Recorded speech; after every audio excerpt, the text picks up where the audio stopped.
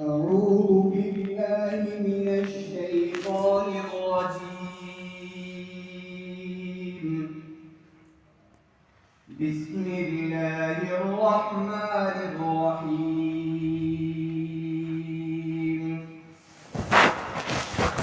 وسيق الذين اتقوا ربهم إلى الجنة زمرا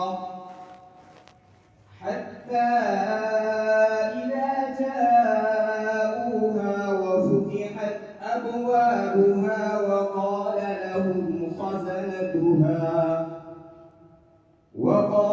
لهم خزنتها سلام عليكم طبتم فادخلوها خالدين